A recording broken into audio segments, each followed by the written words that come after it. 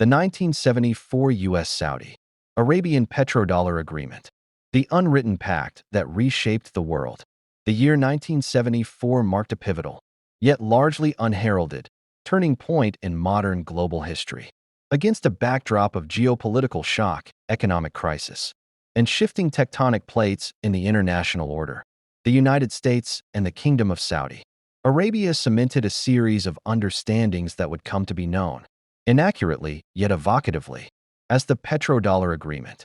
This was not a single, publicly signed treaty bearing that name, but rather a constellation of secret accords, explicit deals, and implicit bargains forged in the wake of the 1973 Arab-Israeli War and the ensuing oil embargo. Its core logic was starkly symbiotic. Saudi Arabia would price its oil exclusively in US dollars and recycle its surplus petrodollars into American debt and assets, while the United States would guarantee the kingdom's security and provide cutting-edge military technology and economic development aid. The ramifications of this compact were profound, entrenching the US dollar's supremacy, altering the global financial architecture, intertwining the fates of two vastly different nations, and casting a long shadow over international politics, economics, and conflict for the next half-century. The precarious world of 1973 to 74 crisis as catalyst. To understand the genesis of the 1974 agreement, one must first appreciate the profound sense of vulnerability that gripped both Washington and Riyadh. The post-World War II Bretton Woods system, which had pegged global currencies to the US dollar convertible into gold, had collapsed in 1971. Under President Richard Nixon, the dollar was now a fiat currency, its value uncertain, untethered from gold. Simultaneously, American hegemony was being challenged by the quagmire of Vietnam, domestic political turmoil, and a resurgent Soviet Union seeking influence in the Middle East. For Saudi Arabia, the context was one of explosive wealth coupled with deep-seated anxiety. The 1973 oil embargo, initiated by Arab oil producers in retaliation for U.S. support of Israel during the Yom Kippur War, demonstrated oil's potent political weaponry. Oil prices quadrupled, flooding Saudi coffers with unprecedented revenue, a windfall that was both an opportunity and a threat. The kingdom, a sparsely populated, tribally based absolute monarchy with vast, undeveloped territory, faced external threats from revolutionary Arab nationalism, epitomized by Egypt's Gamal Abdel Nasser and later, Iran's Shah, Soviet-backed regional actors, and an expansionist Israel. Internally, it needed to modernize at breakneck speed to secure the allegiance of its population and manage the social upheaval that sudden wealth could bring. The embargo, while a political success, also revealed a strategic dilemma for the Saudis. Their economy, and indeed the pricing of their sole commodity, was overwhelmingly dollar-denominated.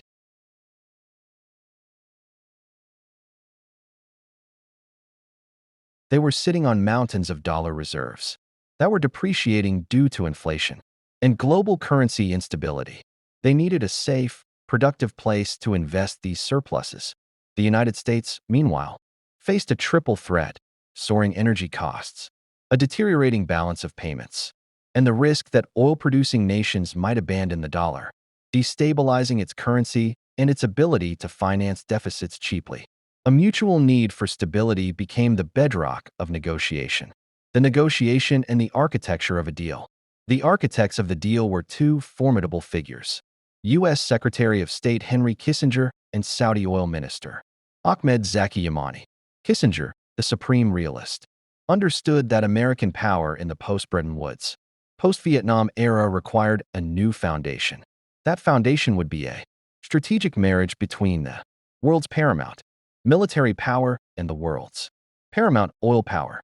Yamani, the shrewd and Western-educated technocrat, sought to translate Saudi Arabia's oil wealth into lasting security, development, and geopolitical influence, without falling into the Soviet orbit or being subsumed by regional radicals. Throughout 1974, a series of high-level diplomatic missions shuttled between Washington and Riyadh. The most critical outcomes were multifaceted: the exclusive dollar pricing for oil, in a series of confidential assurances. Saudi Arabia committed to pricing its oil sales exclusively in US dollars. This was the cornerstone of the petrodollar system. Every country in the world needing to purchase Saudi, and by OPEC precedent, most other oil now had to acquire and hold US dollars to do so. This created a perpetual, structural global demand for dollars, regardless of America's trade balance.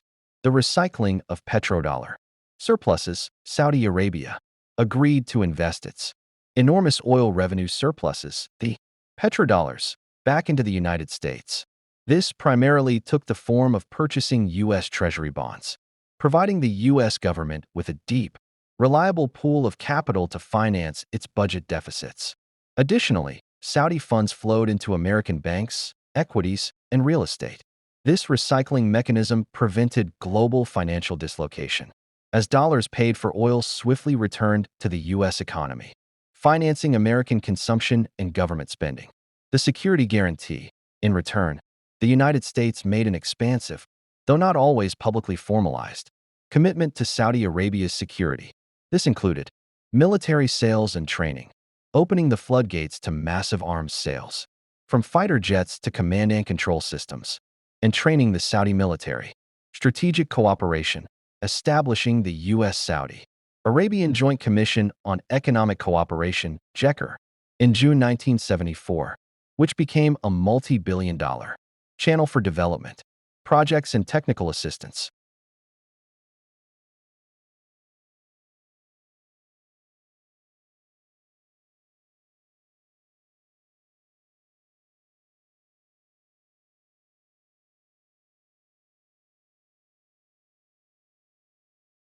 Implicit security umbrella, extending the U.S. nuclear and conventional deterrent over the kingdom, a promise made tangible by the subsequent buildup of U.S. military infrastructure in the region, technological and development assistance. The U.S. pledged to support Saudi Arabia's modernization, assisting in infrastructure, education, and industrialization projects, thereby binding the Saudi elite to American expertise and goods. The deal was formalized through a web of agreements, with JECR as its public economic face and a classified memorandum of understanding on security and oil constituting its secret heart. Its beauty, from a negotiator's perspective, was its win-win logic. America secured dollar dominance and a financier for its deficits, while Saudi Arabia purchased a superpower protector and a pathway to modernization.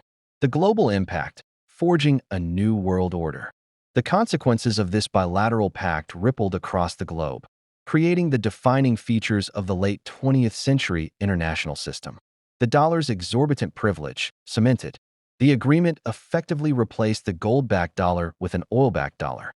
The necessity for global oil transactions in dollars ensured its status as the world's primary reserve currency. This granted the U.S. unparalleled advantages, the ability to run large trade and budget deficits without facing a crippling currency crisis, as demand for dollars remained high. The power to wield financial sanctions as a devastating tool of foreign policy by cutting off access to the dollar clearing system, and the benefit of seigniorage, profiting from the global use of its currency. The transformation of global finance. The petrodollar recycling process created massive pools of liquid capital in Western banks. These eurodollars, dollars held outside the U.S., fueled global lending, contributed to the rise of international financial markets, and, as some economists argue, planted the seeds for the debt crises in the developing world in the 1980s, and the leveraged financialization of the global economy. The militarization of the Persian Gulf. The U.S. security guarantee to Saudi Arabia necessitated a permanent and deepening American military presence in the Gulf. This began with the establishment of the U.S. Central Command, CENTCOM, in 1983 and escalated through the tanker wars of the 1980s. The massive deployment of troops to Saudi Arabia during the 1990-91 Gulf War, which became a casus belli for Osama bin Laden, and the ongoing presence of U.S. forces in the region. The U.S.-Saudi alliance became a central and often destabilizing factor in regional politics. viewed with hostility by Iran, revolutionary Arab movements, and Islamist extremists alike. The entrenchment of the rentier state model. For Saudi Arabia and other Gulf monarchies, the agreement solidified a political economy based on distributing oil wealth in exchange for political acquiescence.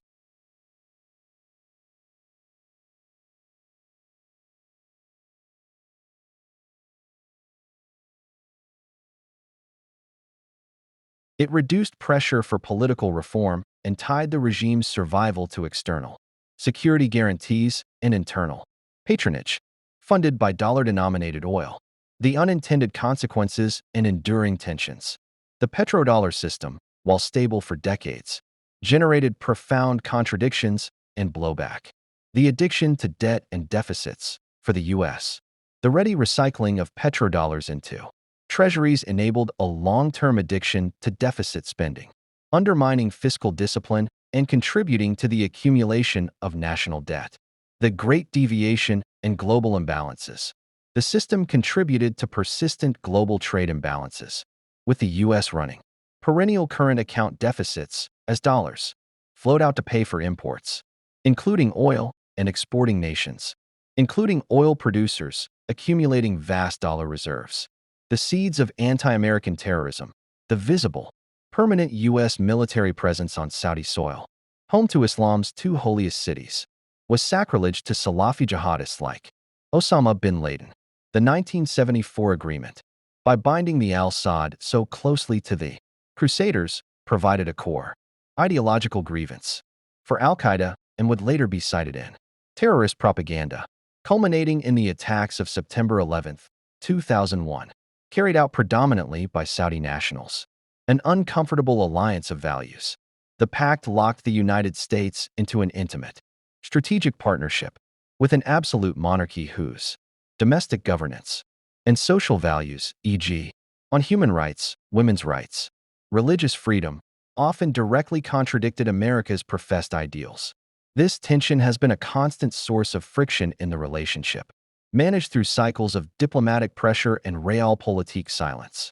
The 21st century, challenges to the system and the legacy. The world of 2024 is vastly different from that of 1974. The petrodollar system, while still intact, faces unprecedented strains. The rise of alternatives. The U.S. weaponization of dollar access through sanctions has prompted rivals like China and Russia, and even partners like the EU, to seek alternative financial messaging systems and promote the use of their own currencies in trade. China has initiated yuan-denominated oil futures contracts and has struck bilateral agreements to settle energy trades in yuan with Russia, Iran, and increasingly Gulf Cooperation Council (GCC) countries. The changing energy landscape. The U.S. shale revolution transformed America from the world's largest oil importer to a top exporter, altering the geopolitical dynamics of the relationship. Saudi Arabia is no longer the indispensable supplier to the American market, though it remains central to global oil price stability. Both nations are navigating the long-term transition away from fossil fuels, which ultimately threatens the very commodity at the heart of the pact. A more multipolar Middle East, Saudi Arabia, under Crown Prince Mohammed bin Salman, is pursuing a more assertive,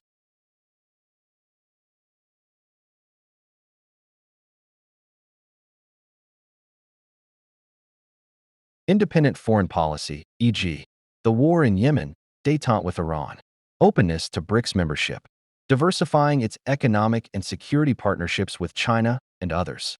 While the U.S. security umbrella remains paramount, it is no longer unquestioned. Conclusion: the enduring framework. The 1974 US-Saudi Arabian understanding was not a temporary fix, but a framework that defined an era. It successfully navigated the collapse of Bretton Woods, provided stability through the Cold War's end, and underwrote American global primacy. It transformed Saudi Arabia from a desert kingdom into a geopolitical and financial heavyweight. Yet, its legacy is deeply ambiguous.